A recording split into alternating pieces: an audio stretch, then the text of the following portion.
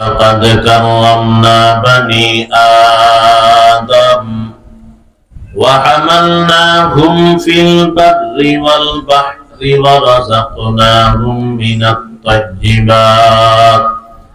وفضلناهم على كثير ممن خلقنا تفضيلا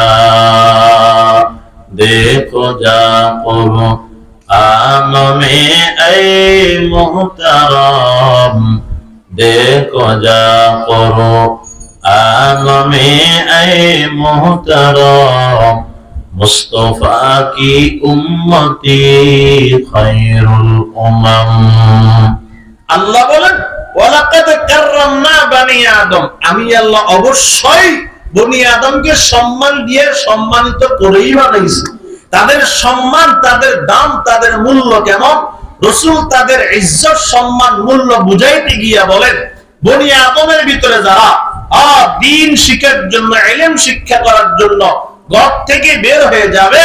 এই মাদ্রাসার দিকে রওনা হয়ে যাবে দেখবা তোমরা গরিব বাবার গরিব সন্তান স্যান্ডেলও নাই পায়ে খালি পায়ে জুতা ছাড়া মাটির উপর হাঁটিয়া হাঁটিয়া মাদ্রাসার দিকে আসতেছে রাসূল বলে না এরা মাটির উপর হাঁটে না এদের পায়ের নিচে আসমানের নূরের তৈরি ফেরেশতারা তাদের ডানাগুলো বিছিয়ে রাখে তাহলে দাম কেমন কম না বেশি এক দলের দাম কেমন হলো শুকরের চাইতে নিকৃষ্ট আরেক দলের দাম কেমন হলো তাদের খেদমত করার জন্য ফেরেশতারা নিয়োজিত সুবহানাল্লাহ বলেন এবার আসতে পারি না পাঠাইছেন কি আমি কিন্তু কথা ওখান থেকে একটা ওখান থেকে একটা ওখান থেকে তো খুঁজে খুঁজে বলবো না আমার কথার শুরু থেকে শেষ পর্যন্ত একটা বিষয়ের উপর থাকবে এটা শিকলের মতো মাঝখানে খেয়াল না করলে এলোমেলো হয়ে যাবে আর যদি আমার কথা এক বিষয়ের উপর না থাকে বয়ান শেষে বলবেন বলছেন এক বিষয় থাকবেন অন্য দিকে গেলেন না বলিয়ে না টোকায় টোকায় কথা বলার অভ্যাস আমার নাই যেটা বলবো শুরু থেকে শেষ পর্যন্ত একটা বিষয় আলোচনা করে বোঝানোর চেষ্টা করব বলেন তাহলে আসতে পারি নাই পাঠাইছেন কি আল্লাহ বানাইছেন কি দিয়ে কথা কোন বাবা কি দিয়া এবার বুঝতে হবে নাপাক পানি দিয়া এত দামি করে বানাইছেন কেন অনর্থক বেকার দুই একজনে বুঝছে বেহুদা কিনলে বানাইছে খাইতো খানা না মানে নোয়াখালী মানুষ খানা আমরা খান না বুঝি খাই মানে মিয়া খাইতে খাইতে এরকম নোয়াখালীতে নাই আছে গেছে ডাক্তারের কাছে তো কি সমস্যা কি পাল্লা তুলো আর মুখে দেন না ডাক্তারের সমস্যা ঘুমাইতে মারি ঘুমাইতে গেলে অসুবিধা খাইতে গেলে অসুবিধা চলতে গেলে অসুবিধা আর বহুত জায়গা আছে কোথাও মারিয়ে না সমস্যা ও পাল্লা তো উঠছে 72 কেজি নাম দুইটা ওষুধ দিব এগুলো সেবন করবে এক হলো রসুবা 10 নাম শুনছেন নাকি কেউ হলো না রসুবা 10 এর নাম রসুবা 10 চর্বি কমবে লাগে এটা খাইবা আর রাত্রি বেলা রুটি খাইবা বলেন না এই ওষুধ দেয় না ডাক্তাররা বাড়ি তো নোয়াখালী ডাক্তাররা জিগে রুটি কি ভাতের আগে খাবো না পরে খাবো আরে বেটা ভাতে খেতে তুই না কি তুই এবার আগে পরে চিন্তা কর কি কোন ডাক্তার সব রাত্রে বুঝি ভাত খাইতাম না না খাই দিতি না বাড়ি গেছে বিবি দেজে চেহারা শুরু খারাপ বিবিকে কি হয়েছে এমনি রয়েছে বা আর ডাক্তারের কাছে গেছি সুস্থ হয়ে বলে ডাক্তারের না মারি বলে করেছে ভাত খাই বলে মানা হচ্ছে কি খাইতে কইছে রুটি খাইতে কইছে অসুবিধা কি আমি আছি রুটি বানাই দিব সন্ধ্যাবেলা রুটি বানাইতে যাইতেছে বউ জিগে রুটি কয়টা বানাবো 10টা বানায় এক ফেলের সবজি দুটো ডিম এক মাস খায় ডাক্তারের কাছে আবার গেছে ডাক্তার আগে পাল্লায় উঠো আগে কত কেজি প্রেসক্রিপশনে টাকা থেকে 72 কেজি লেখা এখন উঠছে থেকে 74 কেজি কমছে না 22 কি খাইছো তুই রুটি তো খাইছি কয়টা করে 10টা জীবন্ত রুটি খেয়ে বেটা ফ্যাট কমতো না কেন তো দুইটা খাইতে হইব কয় এই দুইটা রুটি খাই সারা রাত বুঝে থাকতাম, খায় না মানে বন্যা হয়েছে, একটা পানি বেশি হয়েছে, অভাব লাগছে, ত্রাণ আসতেছে, ওই পাশের ঘরে ত্রাণ পাইতেছে কি পাইতেছে না, ওই হেগুনে বাদ দে, আগে আম করে দিন, ওই তোর কোনো সকাল না দিয়েছে আরো দেখো, ওগুলো তো মোটে খাওয়ানো কথা অনেক দরকার না, আমরা একবার রুম হবে ঘুরাইছে মানে রুমের ভিতরে সিরা আর মরি ঘুরাইয়ে শেষ পর্যন্ত বন্যা আসে, সেগুলো আমি পানিতে পালাই দিচ্ছে। এমন পাবলিক বাংলাদেশে নাই, খায় মানে হালাল না হারাম দেখার সময় দেখ খাই। আল্লাহ বুঝার তৌফিক দেন, জোরে কোন আমিন। তাহলে বলেন পাঠাইছেন কি? আরো জোরে কোন দুনো গেছে, জোরে কোন তো পাঠাইছেন কি?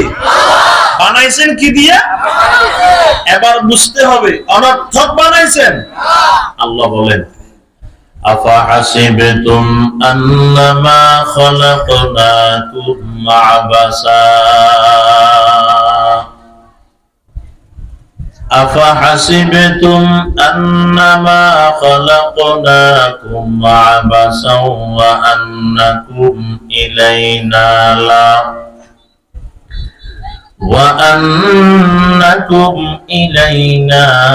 لا ترجعون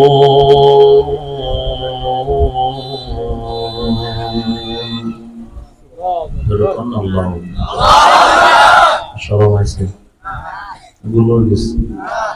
রসুল কি করে দিকে তাকান,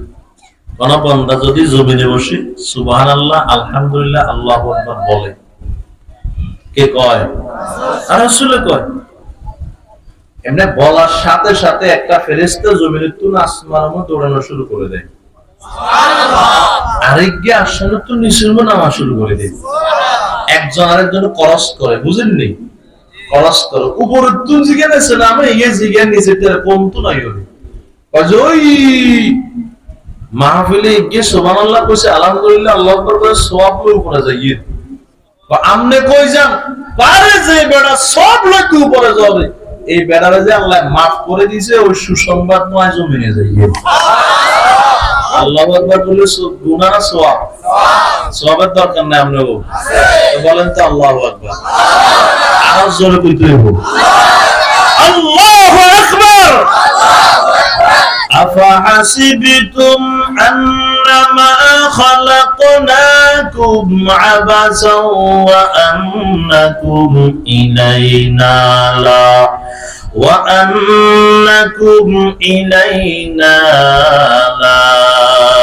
ترجعون।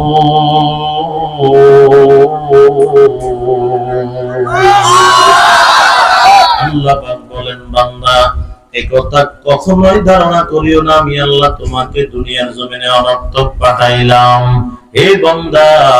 একথা কখনোই ধারণা করিও না তুমি আমি আল্লাহর দরবারে ফিরে আসা লাগবে না। আমি আল্লাহ একটা উদ্দেশ্য সফল করার জন্য দুনিয়াতে পাঠাইছি। একদিন আগে হোক একদিন পরে হোক তোমাদের সবাইকে আমি আল্লাহর দরবারে হাজিরা দেওয়া লাগবে, বলেন ঠিক কিনা? মুসলমান আমার বাবা, এই দুনিয়ার জমিনে আসতে পারি না, পাঠাইছেন আমার আল্লাহ, বানাইছেন না পাক পানি দিয়া, অনর্থক বেকার বেহুদা পাঠান না, একটা উদ্দেশ্য সফল করার জন্য পাঠাইছেন। ও নোয়াখালীর মুসলমান, তবে পাঠাইছেন আমার মালিক একটা সিরিয়াল লাগাইয়া। আসছে আগে আমার দাদা, তারপর বাবা, তারপর বড় ভাই, তারপর মেজো ভাই, তারপর সেজো ভাই, তারপর ছোট ভাই। কিন্তু এই দুনিয়ার জমিন থেকে যাওয়ার সময় আগে দাদা যাবে, তারপর বাবা যাবে, তারপর বড় ভাই যাবে। বলে বিষয়টা এমন নয়। এই দুনিয়ার জমিন থেকে যাওয়ার সিরিয়াল ঠিক না থাকার কারণে অনেক সময় আমরা সমাজে দেখতে পাই দাদার কাঁধে নাতির লাশ, বলেন না আছে না না? বাবার কাঁধে সন্তানের লাশ, চাচার কাঁধে ভাতিজার লাশ, মামার কাঁধে ভাগিনার লাশ,